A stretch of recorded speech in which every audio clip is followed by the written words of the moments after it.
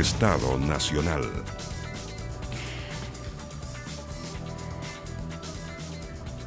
Muy buenas noches, ¿cómo están ustedes? Bienvenidos a Estado Nacional en este día domingo 12 de septiembre, después de una semana que ha sido agitadísima en términos políticos, una de las más difíciles sin duda en la Convención Constitucional. De eso vamos a hablar con el convencional constituyente Fernando Atria, pero también la semana previa, ya estamos a pocos días del 18, todos están con la mente en las fiestas patrias. ¿Qué medidas sanitarias tenemos que tener para evitar que después del 18 haya un nuevo brote de COVID-19? ¿Cuándo se abrirán las fronteras de nuestro país? Todo eso se lo preguntamos al ministro de Salud, Enrique París. Aquí comienza Estado Nacional. En este minuto, como el segundo país del mundo con una mayor cantidad de personas vacunadas en relación a la población total. Tendría que averiguar un poquito, pero sí, está todo aprobado, sí, vacunaría a mi hijo.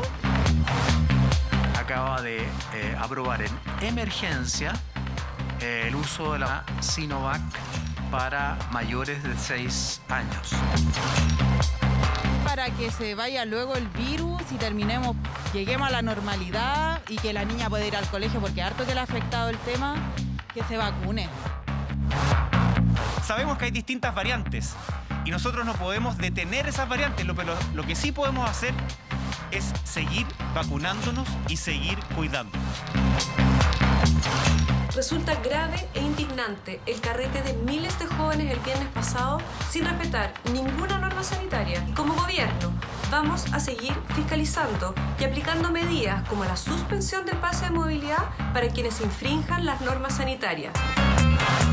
Estamos a puertas de fiestas patrias y tenemos que mantener alerta el riesgo. Y ya estamos, como lo habíamos anunciado, aquí con el ministro de Salud, Enrique París. Ministro, muy buenas noches, gracias por estar con nosotros. Un gusto, Connie. Muchas gracias. Partamos al tiro por lo que estábamos viendo ahí, ministro. ¿Cuál es su impresión de esta fiesta masiva que se realizó el viernes en el Parque Padre Hurtado de la Reina? Tengo que decirle que mi impresión es bastante negativa. Creo que es muy inadecuado que se hagan este tipo de fiestas. Había mucha gente sin mascarilla. Vi fotos hoy día en algunos diarios.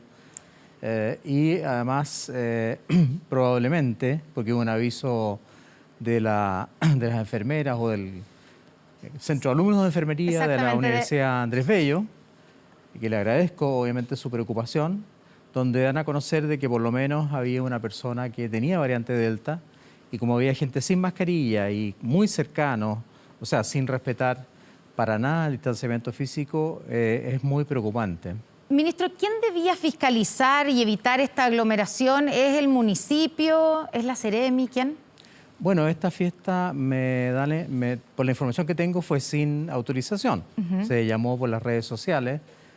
Por lo tanto, si no había una autorización, si no había un aviso previo, no había quien fiscalizara. Yo tengo entendido que los vecinos comenzaron a llamar al municipio y después a Carabineros y después a la Seremi.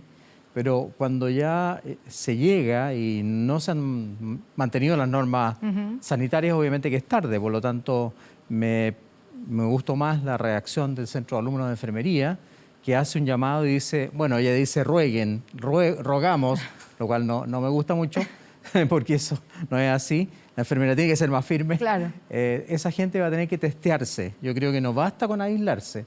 Tienen que testearse. Y ni Dios quiera que si les sale positivo van a tener que hacer un aislamiento muy estricto. Ya le voy a preguntar sobre eso, pero primero, cuando yo le pregunto por la fiscalización, esta situación fue pública por horas, o sea, no duró y a plena luz de día, estaba lleno y nadie acudió rápidamente, digamos, a despejar el parque. Usted dice, cuando ya llegaron ya era tarde. Bueno, cuando hay una denuncia de ese tipo, puede acudir Carabineros, puede acudir el municipio con sus guardias municipales. Algunos de ellos tienen digamos, el título de inspectores además sanitarios y obviamente que tiene que acudir la Seremi con sus funcionarios. Pero imagínense aquí, ¿o no? Si eran miles de personas o no sé cuántas eran. 3.000 calculan. 3.000 personas. La Seremi tiene, no sé, 100 inspectores. O sea, ¿cómo iban a controlar a todos? Arrancaban por diferentes lugares. Fue muy difícil identificar a las personas. Y para que quede claro, ¿cuál es el aforo de un parque como este? ¿Son 5.000 personas? ¿Son 10.000? ¿Son las 3.000 que habían? Es que depende de varios factores. Depende de la superficie, Depende si tenían o no tenían el pase de movilidad. Aquí no se controla nada de eso. Evidentemente Depende aquí nadie del se le uso pidió el de pase de mascarilla. movilidad, ¿o sí? Obvio, a nadie, porque entraron sin permiso. O sea, fue una fiesta autoconvocada, por decir algo, y por lo tanto es muy difícil hacer el control. ¿Y podríamos estar en este caso ante un posible brote masivo tras el posible positivo que se informó? El consejo que yo les doy es que deben testearse todos aquellos o aquellas que estuvieron sin mascarilla, que tuvieron contacto físico, que no respetaron el distanciamiento, que, digamos, se portaron mal, entre comillas, deberían testearse todos. Además todos. en cuarentenarse, aislarse. Mientras tanto, tienen el resultado del test, obviamente que tienen que aislarse. Ese es lo que hay que hacer. Ya estamos hablando como de 10.000 personas en cuarentena. Lo que ¿Es pasa, posible lo eso? que pasa es que, desgraciadamente, si había un caso, que no sabemos quién es, que no sabemos en qué grupo estuvo. ¿No tiene ninguna información usted, ministro, todavía sobre ninguna ese caso información posible? fidedigna, no. Estamos recabando información, hoy día estuvimos conversando eso prácticamente todo el día en nuestro chat con la subsecretaria de Prevención del Delito, ¿Y qué es lo que con se gente sabe del Ministerio, concretamente? con el CEREMI. Bueno, lo primero que hay que hacer es identificar a las personas, porque no sabemos cuáles son las personas que tenían el supuesto delta positivo. Esa persona, si tenía delta positivo, para empezar debería haber estado en cuarentena, debería haber estado en su casa, no puede salir. Ya cometió una falta grave. Segundo, incluso si fue sin mascarilla, contagió a mucha gente más. Cuando uno grita, cuando habla fuerte, cuando canta, si es que ocurrió eso sin mascarilla, obviamente que va a contagiar a mucha gente. Por lo tanto, mientras no sepamos eso, lo más conveniente es aislarse, pero además testearse. Claro. Hay que testear. ¿Cuánto tiempo después hay que testearse de la fiesta que fue el viernes para que el resultado sea... Bueno, no se presta engaño? Sí, esa es una buena pregunta. Sí, siempre ocurre que uno tiene la duda. Esa es una buena pregunta. Yo creo que a partir de mañana tienen que testearse todos los que, ojalá, si conocen a la persona, los que estuvieron más cercanos con ellos o ellas, pero en general yo diría que todos los que participaron, sin mantener las normas sanitarias, porque a lo mejor si estaba con mascarilla y no se sacó nunca la mascarilla y estuvo bien lejano, no estuvo cerca, obviamente que va a tener menos peligro. También depende de la vacuna. Si es virus Delta, si es variante Delta, perdón, el que está vacunado tiene menos posibilidad de enfermarse que el que no está vacunado. Los que no estaban vacunados y fueron a esa fiesta y se encontraron con esta persona tienen grandes probabilidades de enfermarse muy gravemente. Ministro, ¿y no tienen ustedes la identidad de este caso Todavía positivo? no lo tenemos, yo no lo conozco. Y aunque lo ¿Cuándo se conociera, Ya, pero no lo podría no se decir lo voy a pedir, pero por lo menos razones- saber que ustedes lo saben. No, yo no lo conozco. ¿Y esto, cuándo tuvieron la información ustedes de que hay un posible caso? Bueno, comenzó a raíz de la información que hizo el Centro de Alumnos de Enfermería. ¿Y eso fue cuándo les llegó la información a ustedes? Porque nosotros Eso fue lo supimos... el viernes en la noche, Ya. entre viernes y sábado. Ya, y desde entonces, ¿cómo se hace para tratar de llegar a esa persona? Se está haciendo investigación epidemiológica. O sea, ahí tú tienes que conversar con la gente, preguntarle quién eran los ¿Pero a quién le contactos. preguntan, ministro? Bueno, Si son ese es el 10.000 problema. personas, ¿cómo Aquí se hay hace? que pedir la Es como buscar una colaboración, aguja en un hay que pajar. pedir la colaboración de la gente que acudió a la fiesta, de la gente que sabe o que conoce o que tiene nociones de la persona que tenía un virus Delta, y yo le pido ayuda, obviamente, principalmente a este centro de alumnos que reaccionó tan positivamente. Ya, pero después de la alerta que ellos dan, yo me imagino que yo Todo- lo primero que haría sería comunicarme con el centro de alumnos a preguntarle qué informaciones tienen Eso ustedes. todo se activó Ya, por y todavía no intermedio- llegan a la persona. No, eso se activó todo con la Seremía, con la Seremi Metropolitana. Ya, y eso significa que todas estas horas o días, ya que desde el Bueno, viernes se han perdido, pues, la ministro, ¿no? persona- Sin saber la se identidad supone de esa que la persona. persona que está enfermo, que tiene el virus Delta ya, me imagino que tomó conciencia y estará bien aislada o bien separada del resto de las personas y viviendo en una pieza, en su casa puede ser. Y si esa persona lo totalmente estuviera separada. escuchando, ministro, ¿qué le diría? Yo le ¿Qué tiene que diría, hacer esa persona? yo le diría que obviamente si sabe que tiene el virus Delta, que tiene el examen positivo, y sabe con quién estuvo o con qué personas estuvo cercanas, del nombre de las personas. Eso es lo que hacemos también cuando hacemos la trazabilidad. Por eso es tan difícil lo de la trazabilidad. Cuando nos atacaban tanto por la trazabilidad, que ahora ha cambiado 100%, porque la trazabilidad que tenemos ahora es fantástica, ahí uno se da cuenta de las dificultades que se tienen para encontrar a la persona o al grupo de personas que estuvo en contacto con el enfermo, con el caso índice que llamamos nosotros. Ya, o sea, cualquier información sirve, que la gente llame y diga yo estuve con la persona. O... Siempre que sea fidedigna. Por supuesto, claro. Obviamente que aquí muchas veces también hay llamadas falsas, hay mentiras por producir confusión, pero mira, si la persona sabe y el centro de alumnos sabe, ya deberíamos tener el nombre y el grupo que estuvo más cercano a ellos identificados y actuar de inmediato. ¿Cómo se entiende? Todas esas personas tienen que tomarse exámenes de inmediato. ¿Y cómo se entiende que todavía no lo sepamos, ministro? Perdone que le insista, O sea, pero... yo no lo sé personalmente. No, sí, pero yo digo la autoridad sanitaria, La la autoridad, Seremi la metropolitana. autoridad sanitaria está actuando desde el primer día. Está haciendo toda la investigación epidemiológica para identificar a estas personas. Ministro, ¿debiera aplicarse algún tipo de registro en el ingreso a los parques en Fiestas Patrias a raíz de esto que ha pasado o incluso cerrar este parque para el 17, 18 y 19? Eso creo que tiene que ver con un trabajo conjunto que estamos haciendo con los alcaldes. Ya. Yo vi que el alcalde de La Reina estaba muy indignado por esta situación. Obviamente que aquí la entrada fue sin control y yo tengo entendido que los alcaldes, que son 3 los que son los dueños, entre comillas, de ese parque, van a tomar esas medidas. De hecho, Pero usted si tuviera que dar una recomendación en términos sanitarios, bueno, ¿se debiera cerrarse ese parque para las Fiestas no Patrias? debería entrar nadie sin pase de movilidad, lo primero. O sea, esa persona que entró y que además incumplió las normas va a perder su pase de movilidad, que es la otra sanción que va a recibir. No va a poder usar el pase de movilidad por haber actuado en forma irresponsable. Por haberlo mal utilizado, en el fondo. Entonces, si alguien en estas Fiestas Patrias va a una fiesta, ¿cierto? Donde Pase de movilidad, tiene que haber mascarilla, un registro, lavado de ingreso, lavamanos o alcohol gel. y debe haber un registro de ingreso para después hacer la trazabilidad que aquí no se puede hacer. O sea, en las fondas pequeñas, por eso que hemos dicho que ojalá hayan fondas pequeñas, Sí. no grandes fondas, tiene que haber un registro de ingresos. Los convocantes de este fin de semana, o sea, de esta fiesta del viernes y otros, han sido como escuelas de distintas universidades, ¿cierto? ¿Debieran apuntar hacia ellos sanciones para quienes organizaron esto? ¿Cómo se hace eso? Yo creo que los organizadores son bastante responsables también de lo que pasó acá. Obviamente que si se identifican a los organizadores, que no sé si será fácil identificarlos, la subsecretaria de Prevención del Delito además está trabajando con la PDI, está trabajando con Carabineros, está trabajando la subsecretaría de Prevención del Delito, están revisando incluso los correos o los chats que se pusieron en marcha para llamar a esta fiesta. ¿Y quiénes serían aquí los responsables? ¿Los que convocaron la fiesta a través de los chats? Los que convocaron sin tomar las medidas sanitarias también son co-responsables, tienen co-responsabilidad. ¿Y ojalá que no sean estudiantes del área de salud, porque sería mucho más grave todavía. Ya. ¿Y a qué medidas se arriesgan? ¿A qué sanciones?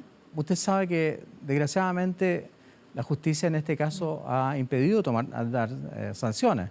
Así que en este caso a lo que se arriesgan es a perder el pase de movilidad.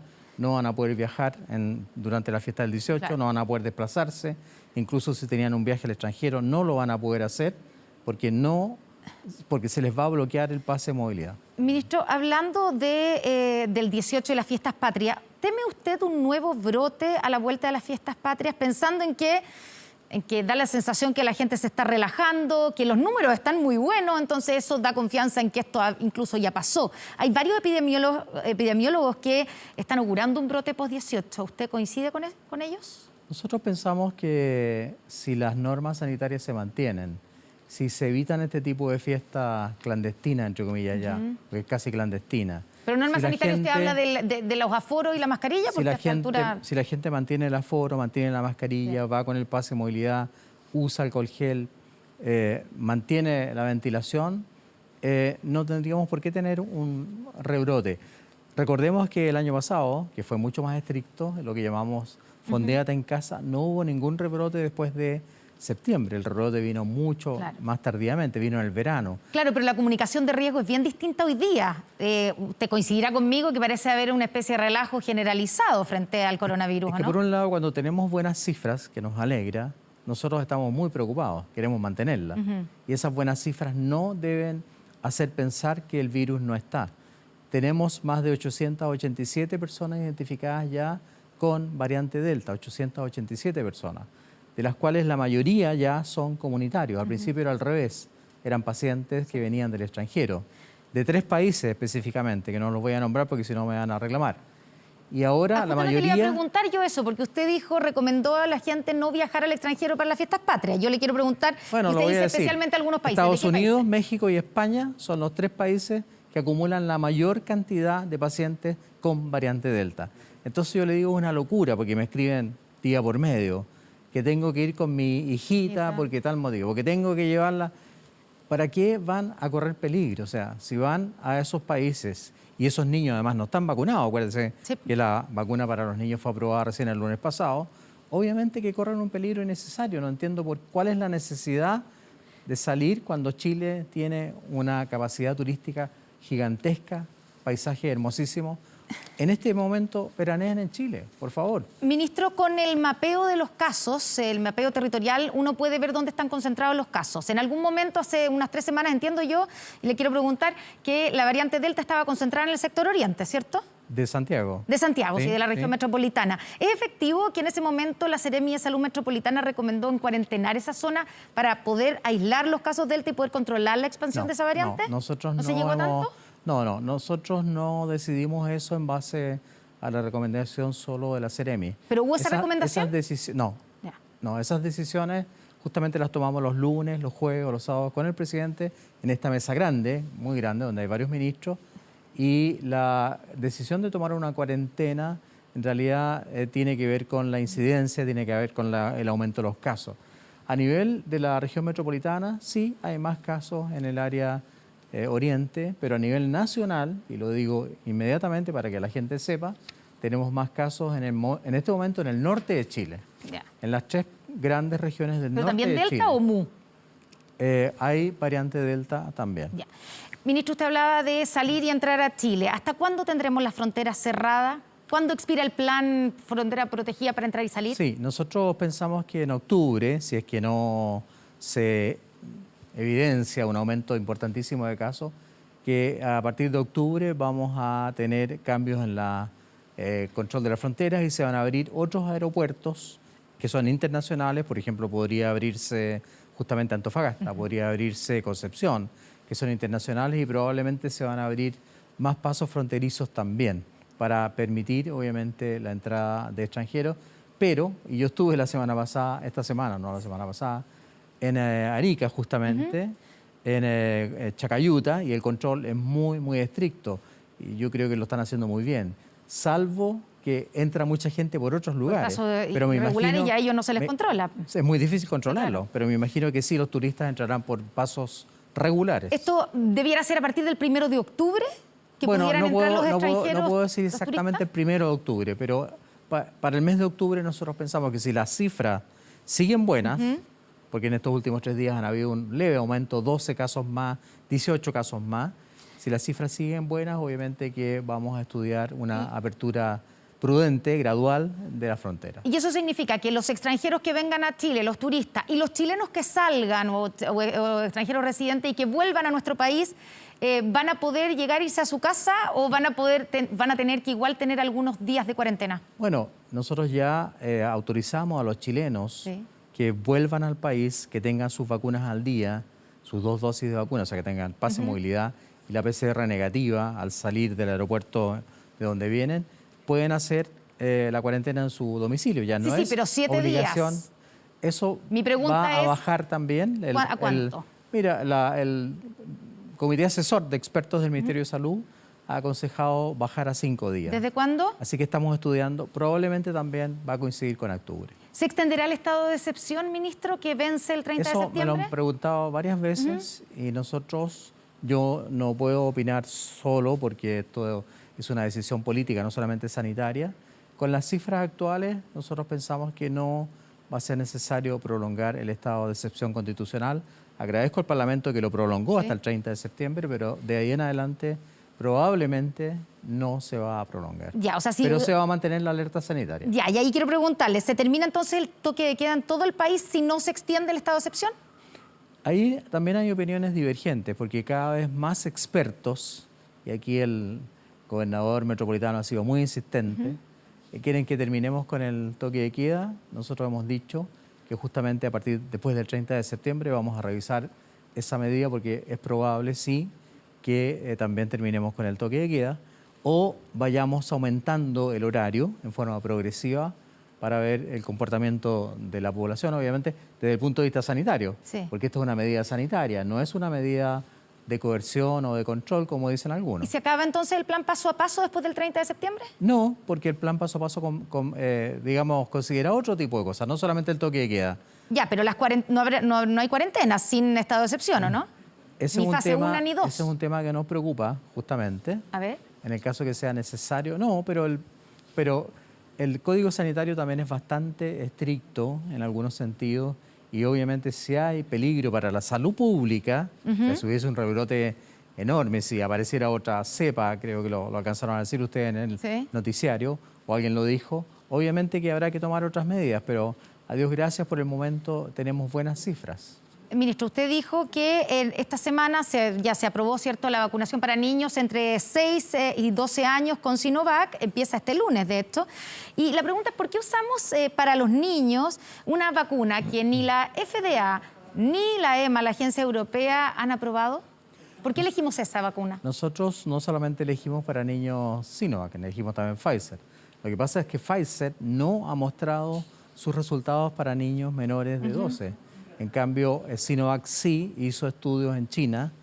En China han colocado más de 40 millones de vacunas a niños. Claro, pero solo los niños chinos y los chilenos vamos a tener Sinovac. Bueno, nosotros también estamos haciendo un estudio acá en Chile con la Universidad Católica y los resultados que ya están publicados en revistas internacionales médicas de alto prestigio demuestran que la vacuna es segura, tiene una buena inmunogenicidad, tiene pocos efectos adversos en niños. ¿Por qué? Porque esta es una vacuna, llamémosla así, de factura, entre comillas, muy similar a la vacuna de la influenza. Por lo tanto, y la vacuna de la influenza se viene colocando en niños por años de años. Entonces, no hay grandes complicaciones. ¿Usted puede garantizarle a los padres que están preocupados, que lo están mirando hoy día, que la vacuna es 100% segura para sus niños? Los padres están preocupados por que no se enfermen los niños y también están preocupados por la vacuna, siempre han estado preocupados por la vacuna. Por eso es que la vacuna no es obligatoria en Chile ni en ninguna parte del mundo, porque son vacunas que han sido probadas en emergencia. Pero no lo aseguro yo, lo aseguró el grupo de expertos del ISP que aprobó esta vacuna por mayoría. Y lo asegura también la Sociedad Chilena de Pediatría, la Sociedad Chilena de Infectología, los expertos en pandemia del Ministerio de Salud, que son externos al Ministerio. Hay mucha gente que lo avala. Entonces creo que los papás tienen que estar tranquilos. Y si no los vacunamos, podría pasar lo que le ha pasado a Israel, que teniendo cifras igual o parecidas a las nuestras en cuanto a vacunación, ¿cierto? Igual tienen ahora un brote delta con precisamente los estudiantes en los colegios que no están vacunados. Nosotros tememos eso justamente, que los niños son capaces de ser portadores del virus, que pasa también con otros virus, entre paréntesis, en otros inviernos donde no había variante, o sea, coronavirus pasaba eso. Pero en Israel o en otros países, no voy a nombrar a Israel porque son varios países, lo que ocurrió fue que además se perdieron el uso de las mascarillas, el uso del distanciamiento físico, no se siguió insistiendo en las medidas sanitarias, en la ventilación, y yo creo que eso contribuyó. Por eso yo dije también en una entrevista que la estrategia es múltiple, o sea, son las vacunas, sí, indudablemente, pero también todo lo que hicimos nosotros con respecto a la comunicación de riesgo. El ejemplo al revés es el de Nueva Zelanda y de Australia, que están vacunados, tienen muy baja tasa de vacunación, 20%. Y ellos fueron muy estrictos con el tema de la cuarentena y qué sé yo. Igual tuvieron o están con un rebrote, sobre todo Australia, bastante importante. Solo para terminar, ministro, una curiosidad. El presidente estuvo la semana pasada en Europa, en varios países, y está vacunado con Sinovac. ¿No tuvo ningún problema? No, él está vacunado con Sinovac con 2 dosis y tiene la dosis de refuerzo ya de AstraZeneca. Ya. Y estuvo con la doctora que justamente creó, una de las 2 doctoras, porque son 2, creó la vacuna AstraZeneca.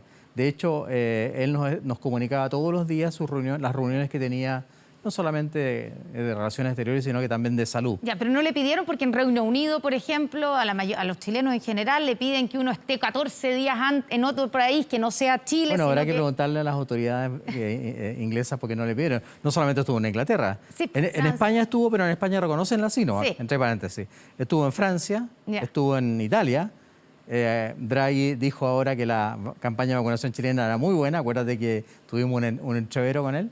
Y estuvo en Inglaterra, pero él también se había colocado ya la AstraZeneca.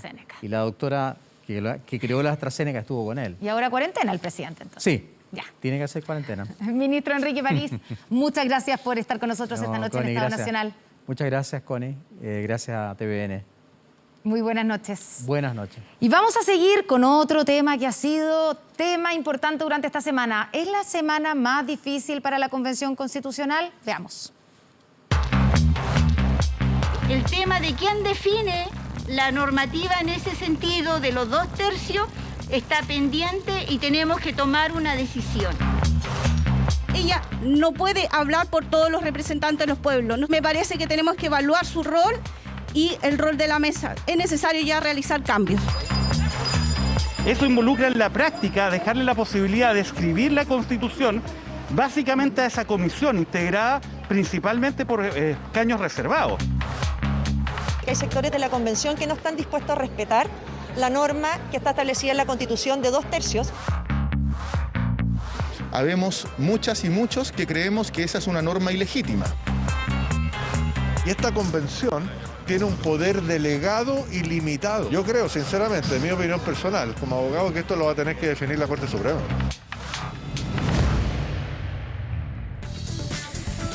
Estamos en contacto ya con el convencional constituyente Fernando Atria, abogado constitucionalista. Ahí lo vemos ya. Fernando, ¿cómo está? Muy buenas noches. Gracias por recibirnos a esta hora hoy en Estado Nacional. Buenas noches. Muchas gracias por la invitación. Partamos por un diagnóstico de lo que fue esta semana. ¿Ha sido la semana más difícil para la Convención Constitucional o no? Yo no creo que haya sido visto desde hoy día una semana especialmente difícil. Creo que hubo un momento difícil en que hubo algunas señales de que podría haber escalado de una manera insospechada respecto de cuestiones respecto de la mesa o cosas así. Pero creo que poco después se solucionó rápidamente. Es decir, hubo esta sesión un tanto tormentosa, que terminó con la suspensión, suspendida, y eso llevó a que estuviera suspendida por algo así, no me acuerdo exactamente, pero entre 2 o 3 horas, y eso permitió que la cuestión se conversara, se llegó a un acuerdo y la sesión se reanudó a la hora que pudo, y continuó normalmente, y se encontró una solución a satisfacción de todos, que después fue votada, y creo que hubo algo así como 9 votos en contra, de modo que hubo algún momento difícil, pero creo que fue solucionado de modo tal que cuando uno juzga la semana completa, no creo que pueda uno decir que fue una semana especialmente dura. Ya, pero Fernando, esto termina efectivamente con ese episodio que usted recordaba, pero partió con el escándalo, podemos decir así, de Rojas Vade. Y yo quiero preguntarle si ahí usted cree, ¿cómo evalúa la reacción de la mesa de la Convención Constitucional? Ellos se enteraron el viernes, ¿cierto? El resto, la mayoría nos enteramos el sábado por la noche y recién el lunes ya reaccionaron con más fuerza. ¿Qué le parece a usted la reacción que tuvieron? Sí, yo creo que la mesa tuvo, claro, como usted dice, se supo el viernes, por así decirlo, empezó a circular la noticia el viernes o el sábado. La mesa tuvo una reacción el domingo en que informaban que el convencional Rojas había presentado su renuncia a la vicepresidencia y que la renuncia había sido aceptada. Mi opinión personal es que esa declaración del domingo fue menos enérgica de lo que debería haber sido. O sea, yo creo que ahí la mesa podría haber tenido una posición más categórica respecto de la gravedad de lo que había ocurrido. Claro, porque de de lo hecho que había hecho el convencional. Elisa Loncón partió hablando ese día como de un drama humano, que era un tema más bien personal, y se demoraron en condenar la mentira. Ahí faltó condena, ¿cierto? Sí, yo creo que hubo falta, que debería haber sido más enérgica la mesa. Ahora, creo que al día siguiente, el lunes, dándose cuenta de que en realidad lo que estaba pasando iba mucho más allá del problema personal del convencional Rojas, bueno, enviaron los antecedentes al Ministerio Público y creo que esa era la señal más enérgica que se esperaba de la mesa, ¿no? Y el vicepresidente Baza diciendo que no iba a haber defensa alguna, corporativa, etc. De modo que es verdad, la mesa no encontró el tono y el modo de referirse al problema a la primera, es verdad. Pero yo creo que lo encontró bastante rápidamente. Fernando, usted es de los que han dicho que Rodrigo Rojas Vade no puede seguir en la Convención Constitucional. ¿Qué salida ve para su salida? O sea, yo he dicho que lo más importante es cuidar la convención. Y yo creo que para la convención no es bueno que él continúe. Pero eso no quiere decir que haya una salida. Porque yo creo que es más difícil de lo que uno piensa en principio. Primero, a mí me ha sorprendido la facilidad con que muchos comentaristas o personas que opinan dicen, bueno, que la convención lo haga cesar en el cargo de alguna manera. Y yo creo que eso es totalmente inaceptable. Por supuesto que no, o sea, es cosa de pensar cómo un órgano elegido por votación popular va a determinar que uno de sus miembros debe salir. Por cierto, en este caso podrá parecernos muy justificado, pero uno tiene que pensar que esa regla se va a aplicar a otros casos después, y un principio que yo creo que no es tolerable. Ahora, las alternativas, por ejemplo, que se han nombrado como que por motivos de salud y que lo defina el Tribunal Constitucional, o tal vez que el reglamento, ¿cierto?, que se vota esta semana, debiera abordar un caso como este.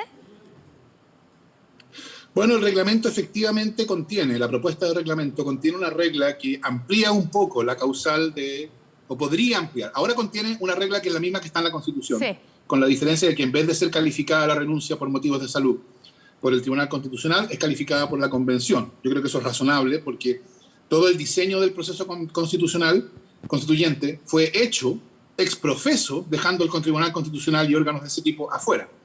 Pero claro, también puede ahí decirse que no le corresponde al reglamento una regla distinta de lo que está en la Constitución. Yo creo que la solución más limpia sería una reforma constitucional que hiciera dos cosas, que ampliara, no mucho, un poco, pero no mucho, la posibilidad de renuncia de los convencionales, y además que hiciera otra cosa que yo creo que es necesario hacer, que es establecer una regla de reemplazo. Porque hoy día, si un convencional independiente que ha sido elegido en una lista independiente cesa en el cargo, ese cargo no se reemplaza y entonces se altera la voluntad popular. Ya, o sea, que sea el Congreso el que haga una reforma legal para definir o redefinir renuncias, ¿cierto?, de los convencionales o expulsiones. Pero esto tiene que ser como hecho ya y puede ser retrospectivo pensando en el caso de Rojas Vade. ¿Podría ser? Sí, yo creo que podría perfectamente. O sea, si se hiciera una reforma de ese tipo, se aplicaría a este caso. Ahora, habiendo dicho eso, porque no creo que sea fácil una reforma constitucional y porque tampoco es una solución muy elegante, precisamente porque tendría que ampliar las causales de renuncia y asumir que el convencional Rojas desearía renunciar, que es una cuestión unilateral de él, por cierto. Bueno, la otra posibilidad, y aquí yo lo digo simplemente como una posibilidad que está abierta, porque yo no tengo antecedentes en definitiva como para pronunciarme, es que se le enviaron los antecedentes al Ministerio Público. Si el Ministerio Público considera que hay razones para iniciar una investigación, bueno, tendrá que pedir el desafuero ante la Corte de Apelaciones respectiva. Pero estamos hablando de un proceso largo que podría incluso tomar todo el tiempo que tiene la Convención para escribir la nueva Constitución, ¿o no? Bueno, ¿qué le diga? Estas cosas no... O sea, ese es el procedimiento que hoy día existe. Ya, y usted hablaba de también hay que corregir lo otro que falta, ¿cierto? El cómo se reemplaza. O sea, si una vez que deje el cargo de la manera como finalmente se acuerde que podría dejar el cargo Rojas Vade, ¿hay que reemplazarlo? Porque hay algunos convencionales que han dicho que no hay que reemplazarlo. Bueno, yo creo que una cesación de un convencional, por cualquier razón, que no tuviera reemplazo, es una afección del principio democrático. Y yo creo que es muy importante que el proceso constituyente se tome en serio el principio democrático. Si no se reemplaza, quiere decir que la composición de la convención deja de reflejar o refleja más imperfectamente el resultado de la última elección. Y eso yo diría debería ser la prioridad principal para estas discusiones. Lo más importante es preservar la representación democrática de la convención. Ya, ¿y cómo se reemplaza en ese caso? ¿Cuál sería la fórmula para respetar precisamente ese proceso democrático y ese poder que tiene, digamos, cada uno de los 155 constituyentes? Porque, por ejemplo, uno podría pensar quién lo acompañaba en la lista, pero la lista ya no existe. Bueno, espérese. El régimen de los convencionales es el mismo que el de los parlamentarios, ¿no? O sea, se le aplica lo mismo. Entonces, las reglas para el reemplazo de parlamentarios que cesan por cualquier razón es que elige, como lo sabemos, porque esto ha producido mucha discusión, ¿no?, cuando ha operado, elige el partido político del parlamentario cesado, ¿verdad? Ya, pero aquí estamos ante un independiente. Y entonces la regla para el Congreso dice, cuando se trata de diputados o parlamentarios que fueron elegidos como independientes, ese cargo no se reemplaza.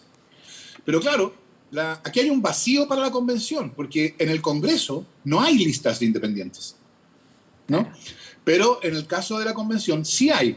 Y entonces yo creo que aquí uno tendría que decir, hay un vacío, hay una situación que no está solucionada. Y yo creo que ahí lo más razonable sería decir, en el caso de listas de independientes, entonces reemplaza el candidato del mismo género que le sigue en votación. Y eso, como es un vacío y no es contradecir una regla, yo diría que en este caso sí podría hacerlo el reglamento. Fernando, ¿qué le parece a usted la controversia que se dio también esta semana sobre el IFE y los convencionales? Usted dijo algo así como que había un intento como de una campaña de desprestigio, de sabotear la convención. Sí, yo creo que el caso de esa información dada por algunos diputados de derecha era una información que fue dada con ese ánimo, con el ánimo de desprestigiar a la convención. Hasta el gobierno tuvo que salir a aclarar la situación, que era una cuestión de mera actualización de datos, que una vez que se pedía una vez, el IFE se continuaba automáticamente recibiendo hasta que se actualizaban los datos. Algunos de los convencionales que fueron indicados dijeron que lo habían actualizado, habían dado la información, pero que la actualización, que no era cuestión de ellas. Entonces, eso yo creo que mostró ser una información totalmente injusta en cuanto al reproche que insinuaba. Y entonces uno se pregunta cuál fue el motivo que llevó a hacerlo. Y yo creo que para la mayoría de los chilenos y chilenas que ven esas cosas saben exactamente, viniendo de quienes vienen, cuál es la finalidad con la cual se hacen ese tipo de acusaciones. ¿Y cuál cree usted que es la finalidad? Desprestigio. Ya. Desprestigiar la convención. Es la misma gente, parte de la misma gente, por supuesto, no toda, que votó rechazo y que hoy día se da cuenta de que como les pasó la voluntad del pueblo chileno por encima, con 80% de los votos, ya no pueden decir rechazo. Lo que pueden hacer ahora es torpedear a la convención, que es lo que yo creo que muchos están haciendo, muchos de ellos. ¿Muchos de ellos, cuando usted dice muchos de ellos, son diputados de derecha, concretamente? Mucha de la gente que votó rechazo. Yo creo que parte de la gente que votó rechazo ha asumido que va a haber una nueva constitución y se ha sumado al proceso constituyente, pero parte del antiguo rechazo se manifiesta hoy día como una campaña de desprestigio hacia la convención. Fernando, usted ha trabajado en la Comisión de Reglamento. ¿Cuándo calcula que tendrán aprobado el reglamento para escribir la nueva Constitución? Bueno, el reglamento se va a votar junto con los demás reglamentos, pero el reglamento general, el reglamento que especifica los órganos, el funcionamiento y el procedimiento de formación de normas constitucionales. Eso se va a votar el martes en general y después va a haber indicaciones, pues, es decir, propuestas de modificación. Y eso en la semana, entonces, subsiguiente, va a haber votación en particular. Yeah. Yo calculo, bueno, ahí esto es pura predicción ya, pero yo imagino que esa discusión en particular debería durar algo así como, no sé, 2 semanas, quizá 3. Entonces yo pensaría que al final de septiembre, o quizá la primera semana de octubre, ya deberíamos tener un reglamento. Y si eso fuera así, yo creo que ahí deberíamos hacer entonces una pausa para apreciar lo que significa haber hecho eso, porque yo creo que el ritmo de producción del reglamento como va hasta ahora es extraordinario. O sea, va con ¿Tienen una tiempo agilidad. para una pausa, Fernando? Porque ya empiezan a correr los plazos y uno se pregunta cuándo van a empezar a redactar la nueva Constitución. No, los plazos ya están corriendo desde el 4 de julio, por cierto. Pero creo que habernos demorado 3 meses en tener los reglamentos, si logramos eso, 3 meses o 3 meses, una semana, digamos, por supuesto. Si logramos eso, yo creo que va a ser un triunfo, un éxito mayúsculo, porque no es fácil. Hay que pensar lo que significa que la convención se juntan estas 155 personas sin tener reglas de cómo se actúan las cosas. Es decir, al principio, cuando la mesa, la presidenta Loncón o el vicepresidente Baza decían, bueno, vamos a hacerlo así, cualquiera en principio podía levantar la mano y decir, ¿y por qué no lo hacemos así? Porque no tenemos ninguna regla. Entonces, partir de eso y tener 3 meses o poco más después un reglamento ya completo, yo creo que sería un éxito mayúsculo y una señal extraordinariamente esperanzadora respecto del éxito del proceso constituyente. Ya, dígame sí o no nomás, pero ¿alcanzarán en los meses que tienen para redactar la Constitución o usted cree que sería necesario un nuevo plazo? Bueno, si el plazo fijado es de 9 meses y está prevista la posibilidad de ampliarlo por 3 más. Si uno toma el plazo del año, o sea, con la extensión prevista, y empezamos el trabajo de la nueva Constitución en la primera mitad de octubre, o sea, como lo estamos hablando, yo creo que sí, que vamos a estar dentro del plazo. Fernando va a ser Atria, apretado, va a ser sí, intenso, pero vamos a hacerlo. Fernando Atria, convencional constituyente, muchas gracias por estar esta noche con nosotros aquí en Estado Nacional. Que tenga buena semana. Gracias, buenas noches. Van a tener harta pega. Buenas noches. Y continuamos aquí en Estado Nacional, donde ya llegaron como por arte de magia los panelistas de hoy. Muy buenas noches. Partimos por aquí Javiera Cabello, ya ha estado con nosotros, abogada, ¿cierto? Parte del equipo de Gabriel Boric. Buenas noches. Buenas. Pancho Vidal, no tengo que presentar a Pancho Muy Vidal. buenas noches. Muy buenas noches, Pancho. Pedro Brown, también parte del equipo de campaña de Sebastián Sichel, ya lo hemos tenido acá, además parlamentario. Macarena Santelices, exministra, ¿cierto? Y también parte de la campaña de José Antonio Kast. Bienvenida por primera vez al programa. Y Marcelo Mena también, ¿no es primera vez? Primera vez. Primera, ya, bienvenido. Ya, así que varias partes de la campaña también de Yasna Proboste. Bienvenidos a todos. Partamos de inmediato, hay harto que comentar. Partamos con el cuarto retiro. ¿Qué va a pasar con el cuarto retiro? ¿Con o sin indicaciones, Javiera? A ver, yo creo que más allá de las técnicas legislativas, lo que ha señalado a Pro Dignidad y también, bueno, Gabriel, nuestro candidato, es que hoy día lo que no puede significar el cuarto retiro es que se aumente la desigualdad. La inflación, por una parte, señalada por el Banco Central, pero también que quienes tienen más recursos hoy día se vean beneficiados, sobrebeneficiados por esta medida, yo creo que es lo que hay que buscar evitar. O sea, no aumentar la desigualdad. En ese sentido, van a haber, por supuesto, indicaciones y todo, y se pondrán de acuerdo dentro de la bancada para presentarlas en estos días que se vienen a discutir. Y si no se aprueban esas indicaciones, entonces estarían por rechazar el cuarto retiro o igual lo van a Yo pienso que hay que distinguir, porque hay un problema de mediano plazo y otro de largo. El de largo plazo yo creo que es conocido por todos, que es que los chilenos y chilenas quieren terminar con el sistema AFP y hoy día no confían en el sistema.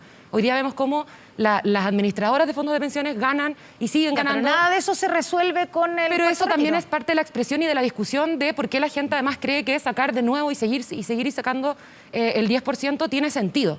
Prefieren la plata ahí que en una institución que hoy día no confían.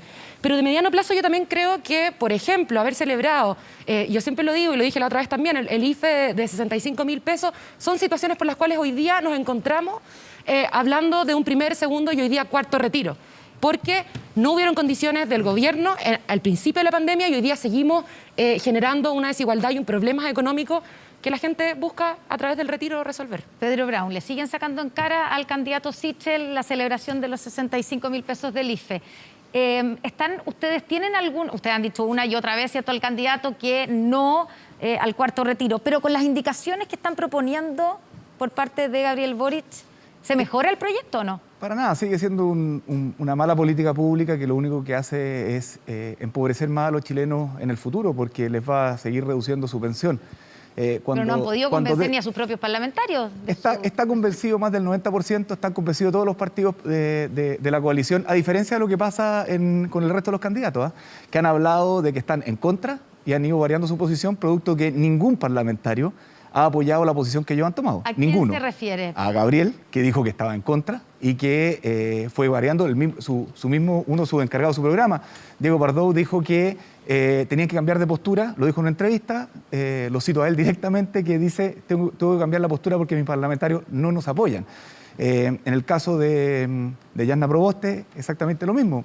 Marcelo, de una entrevista, dijo la posición de ella como senadora es estar en contra de esto, pero los parlamentarios de la exconcertación están con la bandera del cuarto retiro al 100%. Vamos a darle la palabra a Marcelo Mena para que se haga cargo de esa declaración. Efectivamente, y se dio a entender, al menos todos lo entendimos así, Marcelo, como la postura oficial que no había querido decir la posición se ha mantenido igual siempre, que ella va a esperar a que llegue al Parlamento. Ella, en principio, siempre ha dicho que el cuarto retiro es una mala política y por eso ella convocó a la oposición a tener una voz y un pedido del cual muchos apoyaron transversalmente para que hoy día haya un IFE. Y por eso, si Sebastián Sichel hoy día puede decir no al cuarto retiro, es porque hay un IFE que permite que millones de chilenos, sin la focalización extrema que llevó a 3 millones de personas que bajaran su ingreso significativo. Pero si todo eso está tan claro, ¿por qué entonces le cuesta decir cómo va a votar cuando el proyecto llegue al Senado? Porque lo que importa es que cuando llegue, en 2 semanas más, cuando llegue,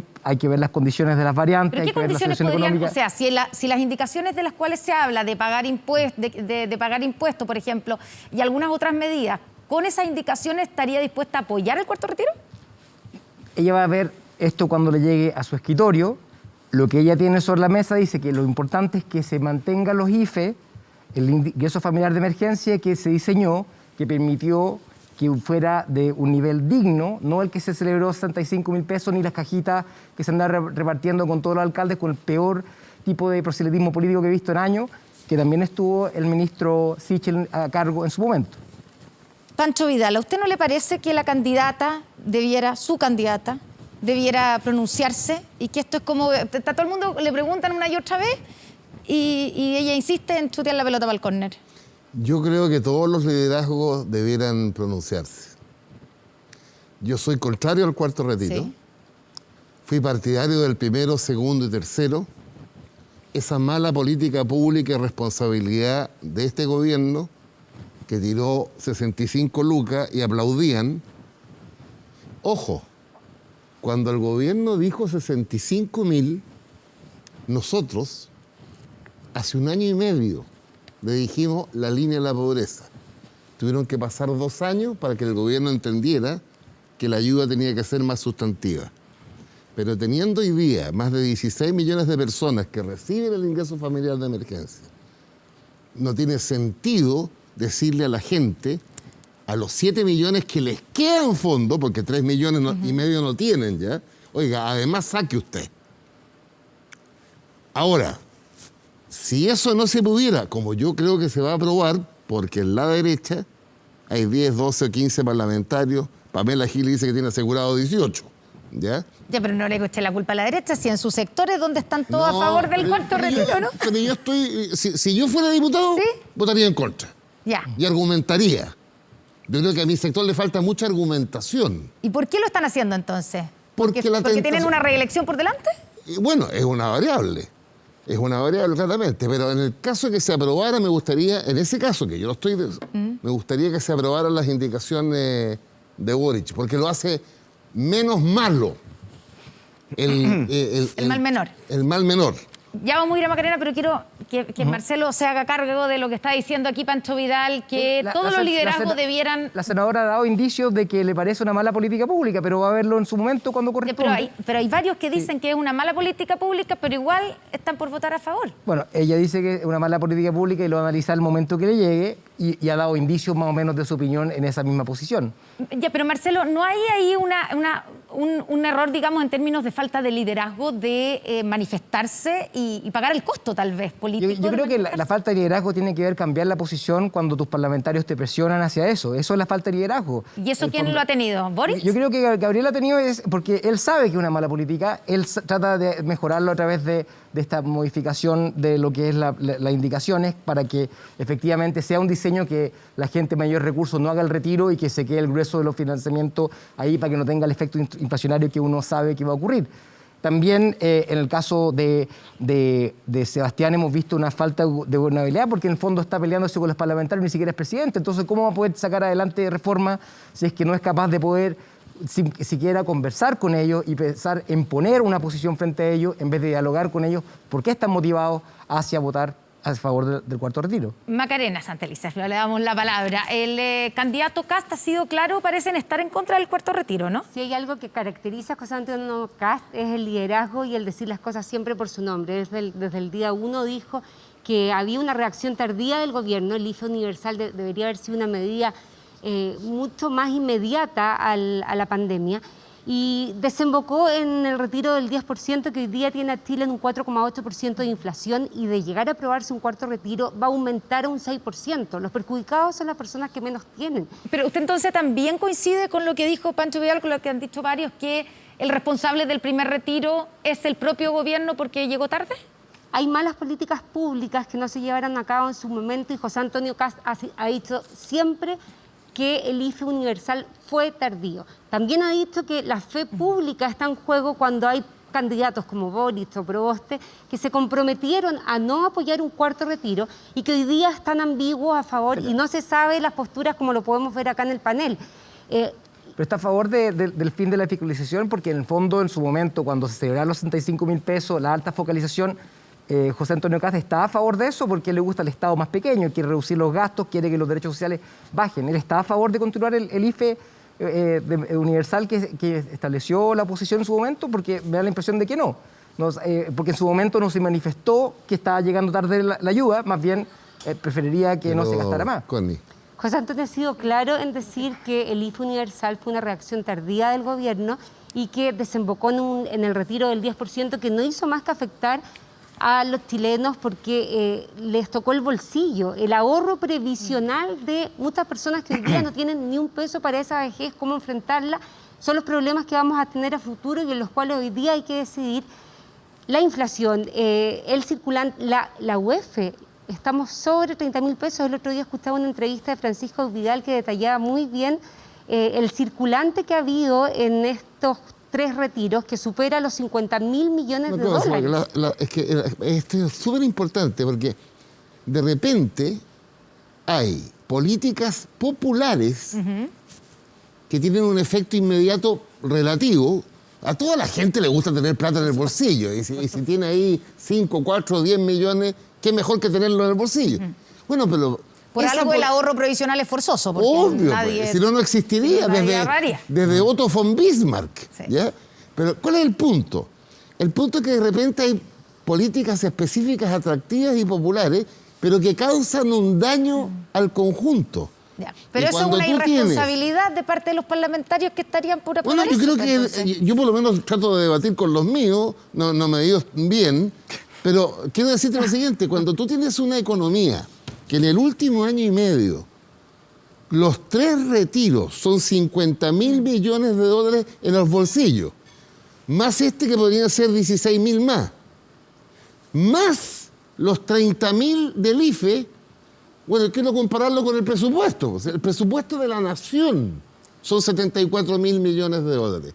O sea, circulan en los bolsillos de los chilenos más que el presupuesto de la nación. Y si bien la inflación tiene una parte externa, obviamente una demanda de esta naturaleza, aunque la producción crezca un 11% este año, la producción, bueno... O sea, no existe necesidad, la supuesta necesidad que se aboga para aprobar el cuarto retiro. Bueno, puede haber un margen de personas que no estén los 16 millones. Sí. Puede haber un margen de personas que porque vive solo recibe 177 y no las 500 lucas de una familia estándar. Pero tú no puedes hacer política pensando en Pedro, Juan y Diego. Tienes que pensar en todos los Pedro, en todos los Juanes y en todos los Diego.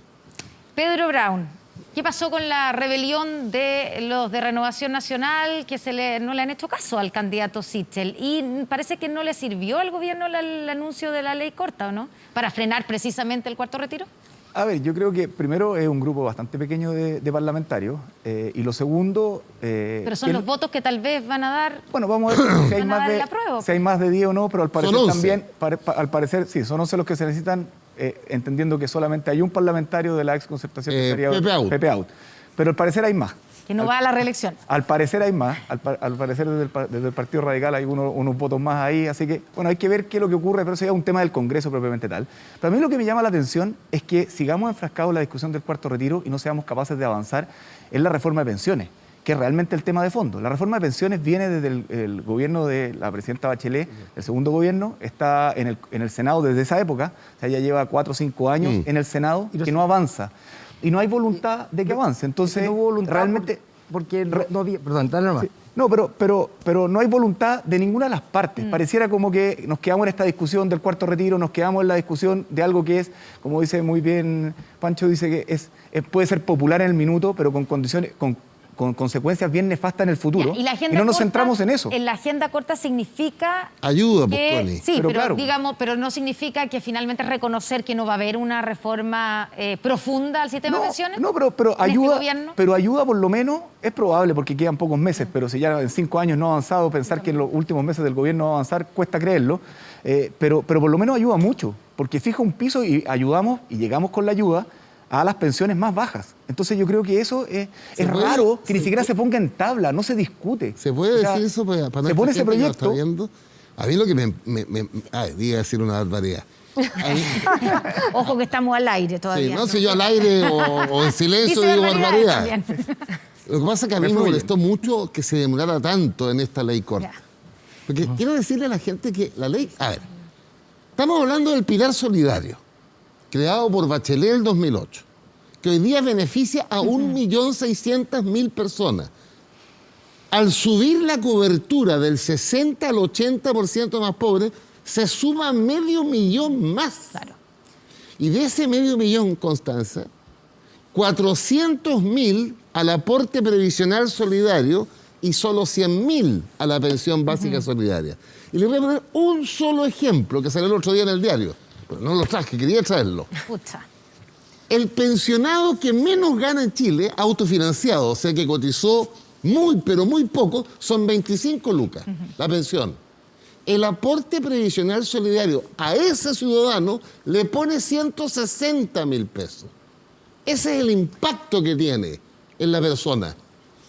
Entonces, que nos hayamos demorado 6, 7, 8 meses en beneficiar a 500.000 de pensionados. Eso es lo que a mí me enerva. Vamos a dejar planteada una pregunta. ¿Está en cuestionamiento el liderazgo de Sebastián Sichel si sus parlamentarios, a quienes incluso algunos acusaron de amenazar, no le hacen caso? Vamos a la pausa y ya estamos de vuelta con más aquí en Estado Nacional.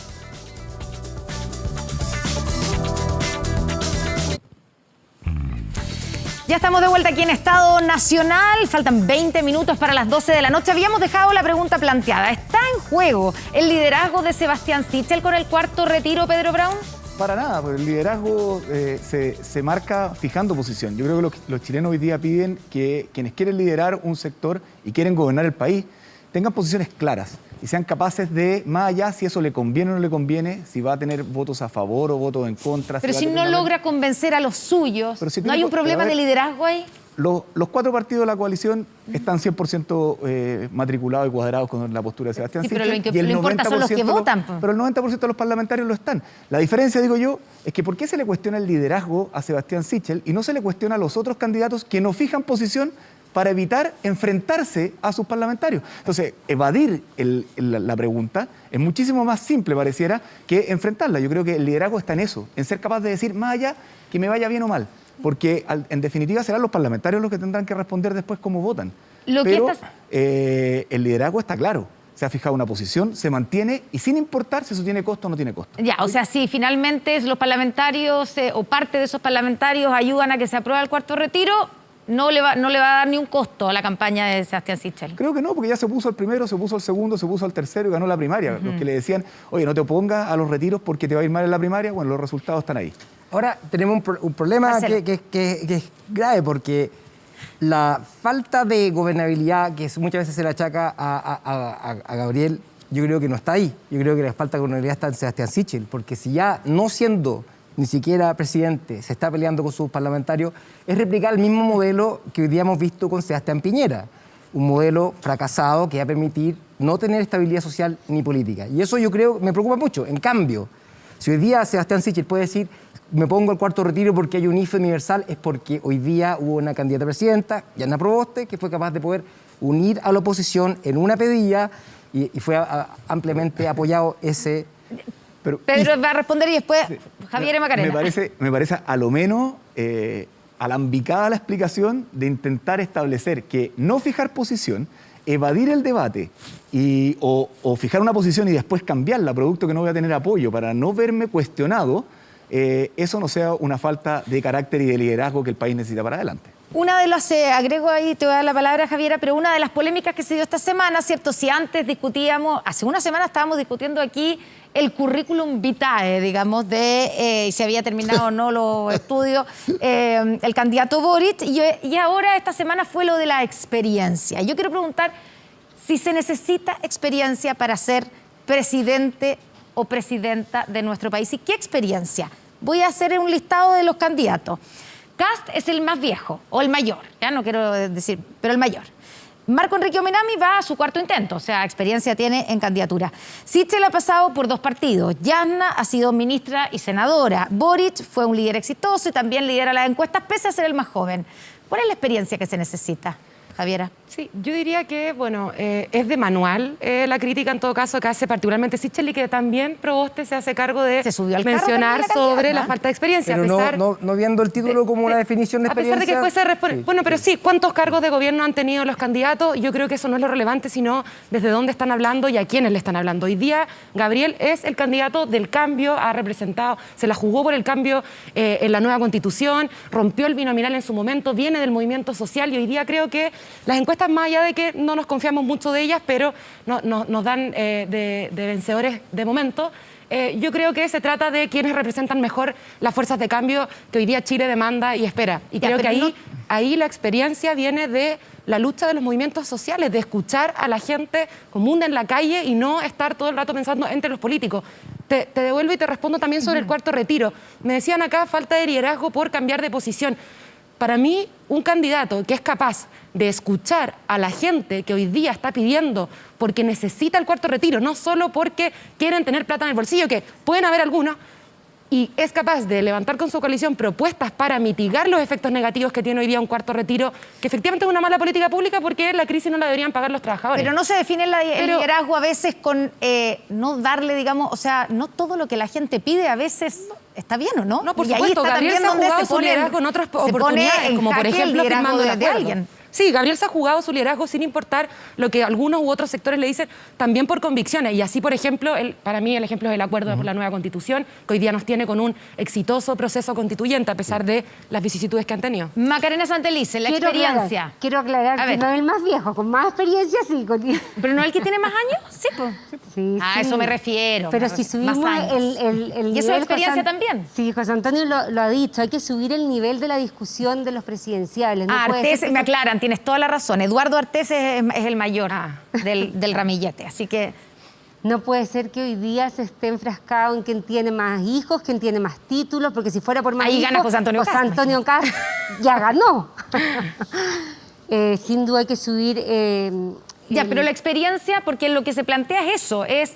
¿Qué experiencia se necesita para ser presidente o presidenta? Primero que nada, tener el servicio público en el corazón, y lo que tiene José Antonio Cast es muy claro. Él quiere solucionar los problemas de hoy. Hoy día en Chile hay personas que lo están pasando mal, que no pueden salir de sus casas. Estamos hablando de experiencia, eso no es experiencia, eso es deseo, relato, proyecto. Pero ¿qué tiene José Antonio Cast que aborda las cosas por su nombre y no tiene miedo a estas ambigüedades que... Digo hoy día esto porque me conviene y mañana lo otro porque voy a tener más votos? No, las cosas por su nombre. Pedro, ¿fue correcto? ¿No se habrá equivocado en el tono? Porque fue bien criticado. De hecho, el presidente de Renovación Nacional salió a decir que no le gustaba el tono que había tomado Sebastián Sichel.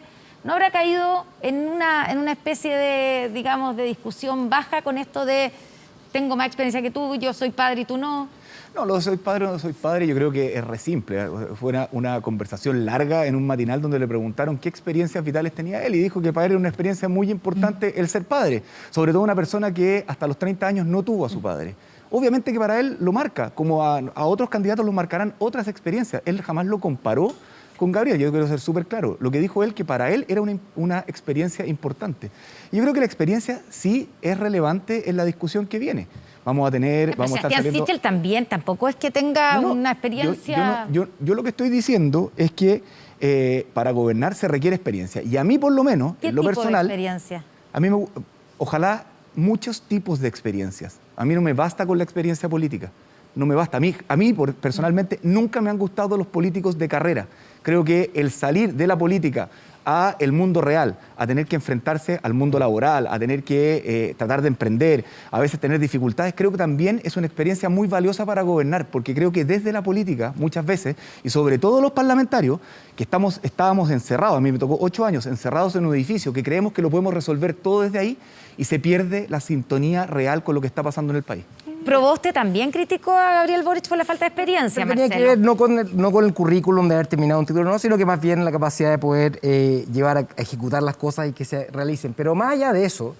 Ya, pero te puedes hacer cargo de esa crítica. ¿Por qué Gabriel Boric no tendría esa capacidad? No, habla de que ser capaz de poder, por ejemplo, nosotros en los 30 años que hemos estado partícipes de los distintos gobiernos, me tocó trabajar en el gobierno del presidente Bachelet, que en mi opinión fue el más transformador de todos los que ocurrieron. Hay luces y sombras, pero uno aprende la experiencia y es capaz de poder llevar a cabo cosas. Y hay un capital muy grande de la centroizquierda de capacidad de gobernar y llegar a acuerdos, porque cuando tú, este noviembre, no va a haber una claridad, ninguna mayoría absoluta entre todos, y lograr acuerdos es muy importante, y en este contexto lo que logró Yasna en el contexto de los mínimos comunes demostró ese liderazgo. Y voy a dar un ejemplo también. Este lunes pasado estuvimos en Chungungo, Caleta Chungungo, y estuvimos conversando con los pescadores. Conversamos en la radio. Sí, con respecto a eso.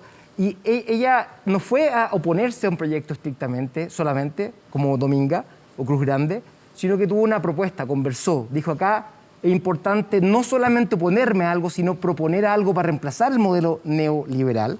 Y esa propuesta en valor fue una área protegida marina y una denominación de origen. Me tocó conversar con los pescadores y están vendiendo sus productos al doble desde que se rechazó el proyecto Dominga. Y por tanto, una denominación de origen, Archipiélago Humboldt, es una propuesta positiva. Entonces, de eso, punto uno, me parece que tenemos que empezar a hablar. Esta semana dejó de fluir en la Concagua. Sí. No había agua. Pero estamos hablando básicamente de quién tiene hijos y eso no me parece. Creo que hay temas mucho más urgentes que abordar que estas cosas que son bastante más livianas. Ya, pero para terminar con el punto, el de más experiencia en este panel sin duda es Pancho Vidal, ¿o no? Un hombre de experiencia. ¿Qué experiencia tiene que tener un candidato o candidata? ¿Y lo tiene Gabriel Boric? Yo creo que parece ser el talón de Aquiles del candidato. Yo creo que Boric tiene... A ver, tú ya me dijiste que era el más viejo, pero estaba acordándome que... Más experiencia. Tuve 8 años en La Moneda. Trabajé con 2 presidentes de perfiles muy distintos, sí. Bachelet y Lago. Lago, totalmente. Pero para gobernar, yo creo que lo esencial es la vocación, la decisión, la mirada larga, y siempre uno tiene equipo. Entonces la experiencia, así como condición para ser de gerente de un banco, no tiene nada que ver con esto otro. A mí me gusta un presidente o presidenta que tenga una convicción de cómo este país, en mi perspectiva, se hace más justo. Y yo creo que Yasna, creo que todos tenemos distintos diagnósticos y distintas propuestas. Pero yo creo que todos los candidatos, todos, los 7, tienen una vocación, tienen un deseo, tienen una aspiración. Ahora, criticar a Boric porque tiene 35, 36, creo que es un error. Ahora, ¿para qué decirlo del papá? Porque ya... Además, yo me acordaba que a los que se subieron por el chorro de la experiencia vital, oye, el líder más importante de los últimos 50, 60 años de la derecha era un hombre soltero, Jorge Alessandri. Su ideólogo también, sin padre. Nos vamos a la pausa, ya estamos de vuelta con más aquí en Estado Nacional. Estamos de regreso y nos tenemos que despedir. Y les quiero agradecer a cada uno de ustedes, Marcelo Mena, Macarena Santelices, Pedro Brown, Javiera Cabello, Pancho Vidal, por haber estado esta noche con nosotros. Y los dejo inmediatamente invitados. ¿Para cuánto? 2 semanas más, ¿cierto? El próximo domingo. No, el 19 hay programa. Sí, por supuesto que hay programa el 19 de septiembre. Es feriado, pero tenemos programa, tenemos Estado Nacional. Que tengan muy buena noche, muy buena semana y nos vemos el próximo domingo. Gracias.